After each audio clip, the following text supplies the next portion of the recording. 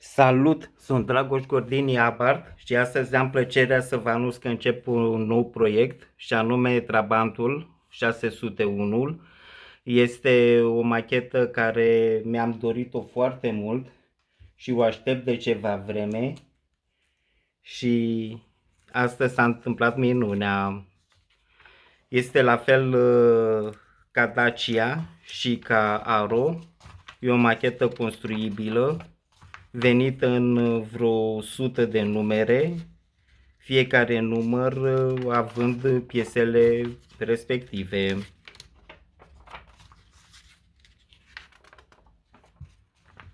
Cu detalii de construcție.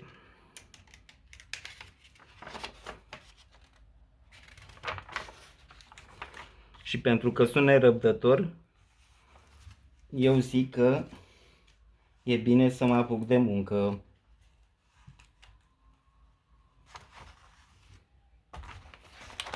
Acestea sunt piesele venite în primul număr. Mai exact, am impresia că este panoul frontal și cu bara din față.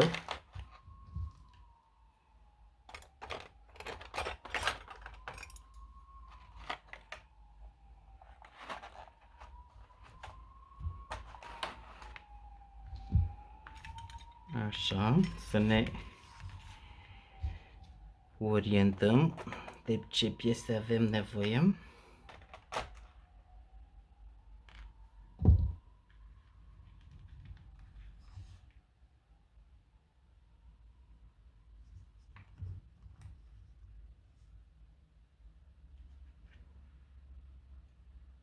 Astea sunt niște urechi care se montează foarte precis, nu știu despre ce este vorba,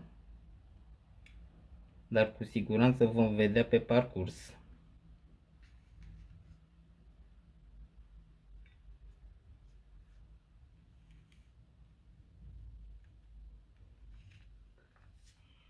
Și se montează cu șuruburi AM. AM 3 bucăți.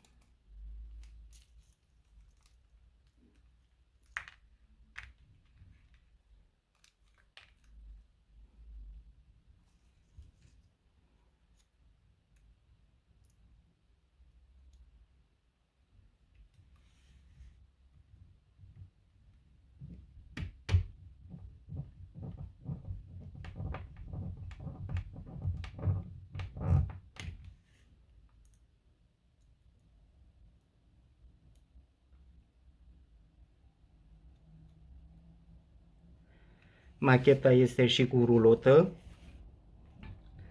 dar eu din cauza spațiului s-ar putea să asamblez doar autoturismul în sine și să renunț la rulotă,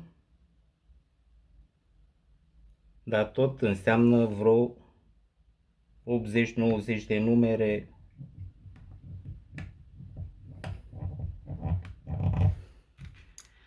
M-am uitat la niște filmulețe mai vechi pe YouTube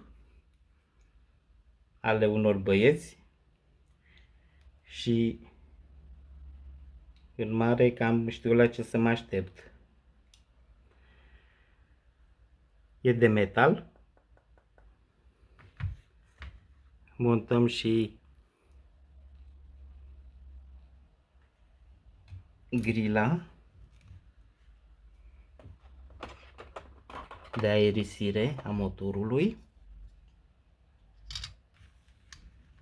Îi punem suportul și ne trebuie tot două șuruburi AM. AM jos.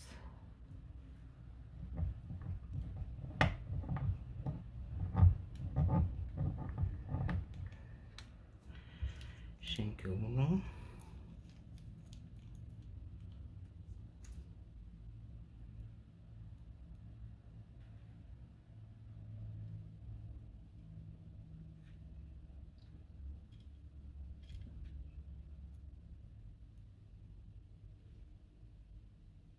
Unele șuruburi sunt așa de mici că zici că lucrezi la ceasornicărie.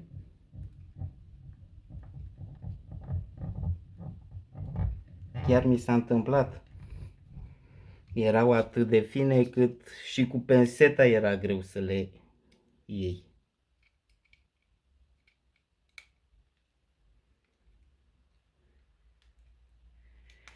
Așa, și ne mai trebuie 4 șuruburi BM.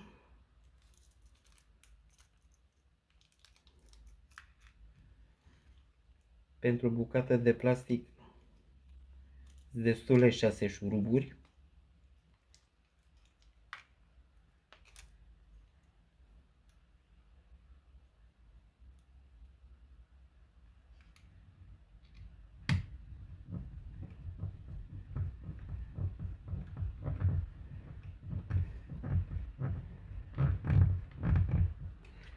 Da?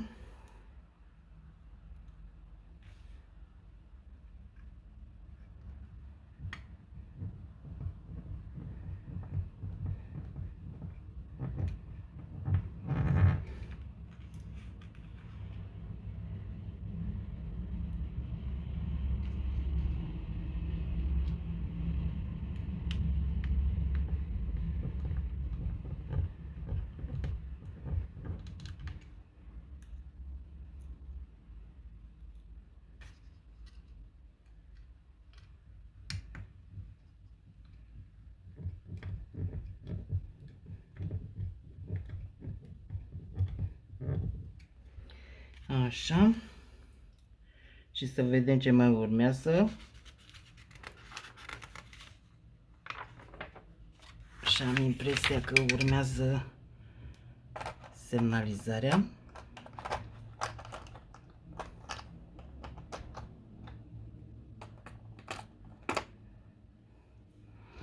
Semnalizările care sunt foarte frumoase, zici că sunt adevărate.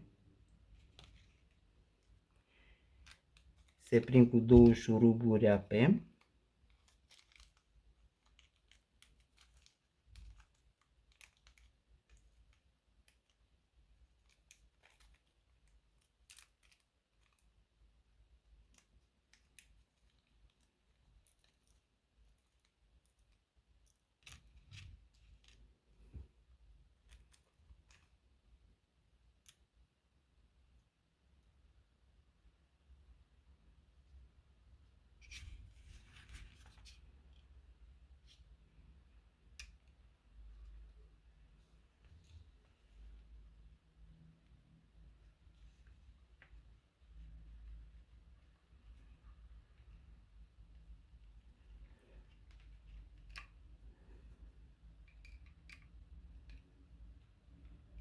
Una.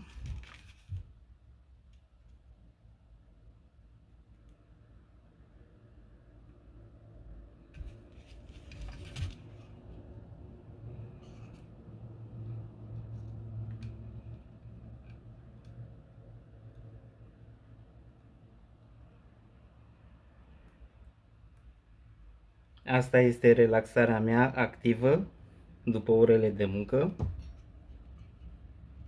Bineînțeles, nu în fiecare zi, că nu se poate, deși mi-aș dori.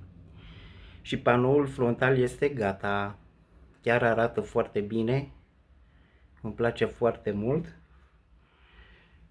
Și din câte văd, urmează să asamblăm bara, care are și capetele de bară. Să spun mai multe șuruburi AP. Asta înseamnă că piesa este din plastic. Și ca să nu mă lungesc mult cu videoclipul, apelez la o magie și bara este montată. După cum am mai spus, este din plastic, este frumoasă. Deci acestea sunt piesele care au apărut în primul număr al revistei Trabant. Vă mulțumesc că m-ați urmărit, iar dacă vă place ceea ce fac, vă invit să vă abonați la canalul meu de YouTube Dragoș Gordini Abart și să acționați și clopoțelul pentru notificări.